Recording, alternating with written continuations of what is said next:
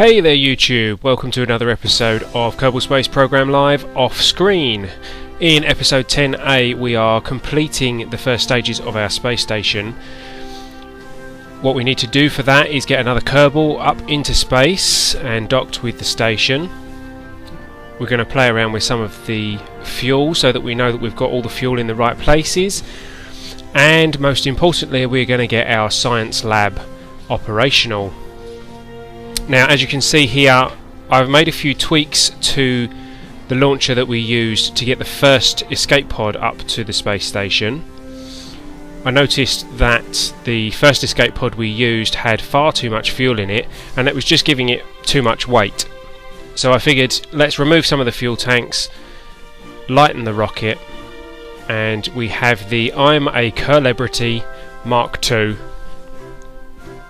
And this shuttle is going to be taking Gerwin Kerman up to our space station to join Malden Kerman, who's already up there. We've made the adjustments here to the construction of the rocket. As you can see, I'm just checking the staging to make sure that we don't drop any engines off at the wrong time or fire any wrong engines. And we are off out to the launch pad. And here we are. I'm a Celebrity Mark II. Sitting on the launch pad and ready to go. But before we can launch, we need to make sure that we are in the right place so that we can meet up with the space station. So we jump out to the map and we speed up time a little while to bring the space station round into the right place for a rendezvous. Back to the launch pad, and here we are for the launch.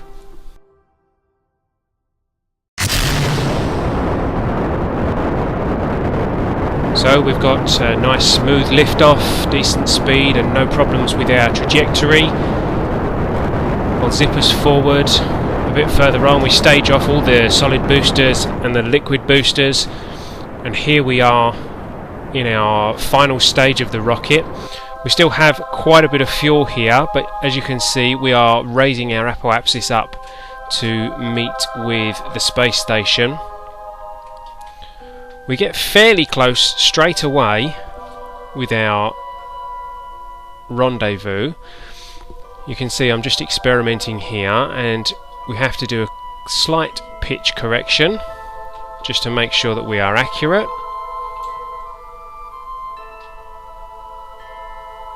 We'll make sure we line ourselves up. We speed up time and take us to our manoeuvre point. And a little 3-second burst of fuel, and we are nicely lined up with the orbit of the space station. So we then plan the next manoeuvre, a few little tweaks just to get us, there you go, look, 0.5 kilometers away from the space station on our second intersection with its orbit. And we do another speed up of time once we've lined up our target points to take us round to that manoeuvre.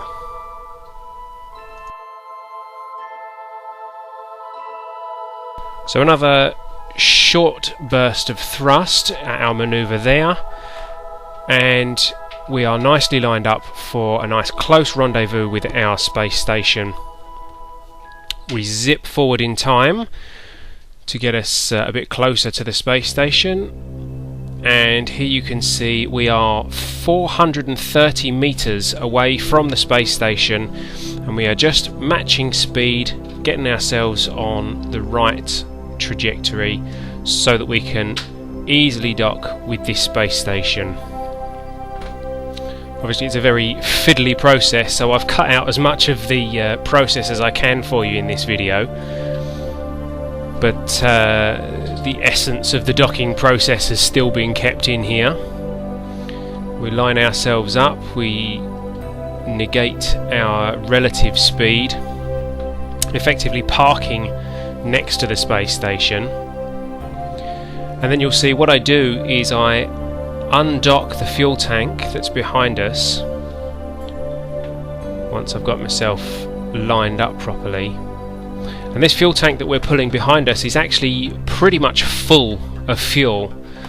So as you will see later on in the video, rather than leave this as debris, I want to try and make use of this fuel tank and try and get this attached to our space station. But here we go, this is me undocking from the fuel tank, setting up our control point so that we are controlling everything from our docking port, setting the target, and then we are ready to start our docking manoeuvres. Now this docking procedure actually went very smoothly this time. I'd managed to park pretty much at a complete standstill next to the space station. So as you'll see here, I basically just point myself in the right direction, give myself a little push with the RCS thrusters, and straight away we are heading towards the right docking port. We do have a strange little quirk when we do get to the docking port. It seems as though we actually don't quite fit. Now the docking ports are fitted with magnets, so generally all you have to do is get yourself very close to the docking port and the magnets will kind of do the rest of the work for you. But as you'll see here, we line up nicely, we get nice and close, and you'll see the magnets do start to do the line-up process for us, but there we go, you'll see we're actually not quite docking and we are bouncing around a little bit.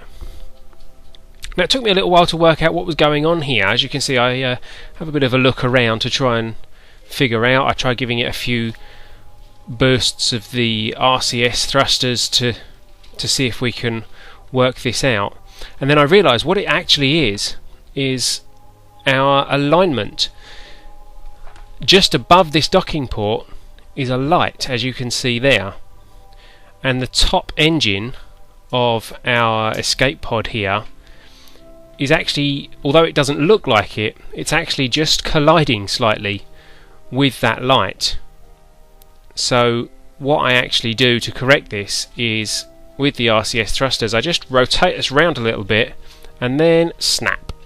Suddenly the magnets engage, the docking port is clamped on, and we are docked with our space station.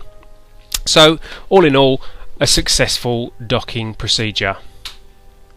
The next step is to sort out where all our Kerbals are. Now we've currently got Malden Kermin sitting in the hitchhiker's container, and we are going to first of all move him out, because it's a very easy process to get him out of there and along the ladders into our mobile processing lab. There we go, that's him in. And then Gerwin Kerman needs to get out of our escape pod, turn on his rocket boosters and go and join him. The mobile processing lab requires 2 Kerbals to be able to operate properly. So there we go, Malden Kermin and Gerwin Kerman are now our 2 orbital mobile processing lab operatives. He grabs on, climbs up, and in he gets. So that is now an operational mobile processing lab in our space station, with 2 attached escape pods should we need to bring these 2 guys back to the planet. So we have everything that we need, but remember we left that fuel tank sitting parked, there it is over there next to our space station. So what I thought I would try and do is, using the RCS boosters that are fitted on the station, we would go and try and dock that fuel tank onto the station. So I've sped the process up because it did take me a little while to get everything lined up correctly, but you can see it's only 45 meters away. It hadn't really drifted anywhere in the time that it took me to bring the escape pod and dock the escape pod on. So I line up our space station and start our maneuvers to attach this fuel tank to the bottom of our space station. the fuel tank's not spinning or anything along those lines, so it's relatively easy for us to line things up and get this fuel tank attached. A few tweaks just to get the docking ports in line, and again you'll see in a moment the magnets do their job.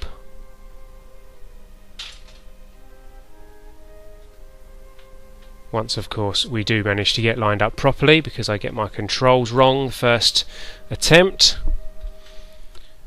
we adjust again, lining up nicely, nice and gentle.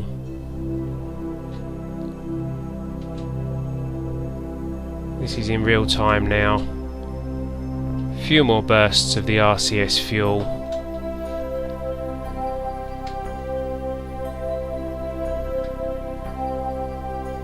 Fiddly fiddly.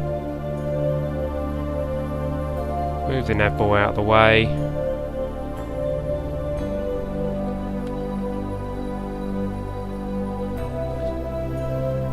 And we are ready for our docking ports to do their thing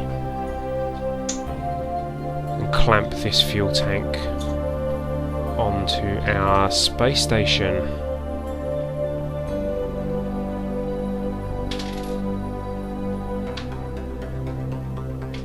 There it is, the wobble of the magnets pulling it into place, and click, there we go. The fuel tank is engaged. So we now have 2 fuel tanks. However, I then start to think, well hold on, we left other debris floating around, and I realise we have another fuel tank that is only 350 metres away, and it's absolutely full of fuel. So again, I fire up the RCS boosters and I get our space station heading over to the other fuel tank. And you'll see here, some more manoeuvres later, we are lining up our docking ports once again to attach a 3rd full fuel tank to our space station. So we're now going to be in a position where this space station has 2 Kerbals aboard, an operating mobile processing lab, 2 escape pods and 3 fuel tanks, making this space station the ideal place for us to send our rockets to have a refuel before they go out on larger missions. In fact, we could actually send up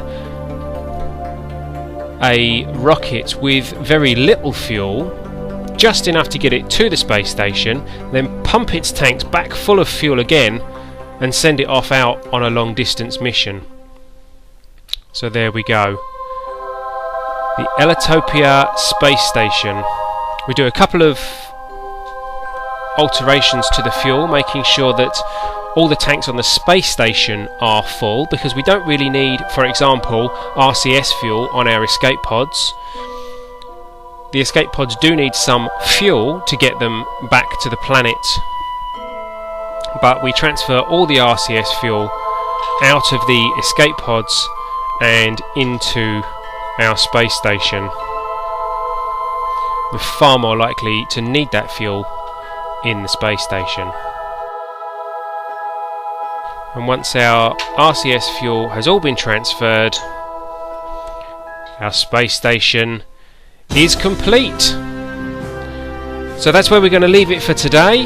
The Ellitopia Space Station is fully operational. Don't forget to join us for Kerbal Space Program Live on Friday nights, but until then, see you later.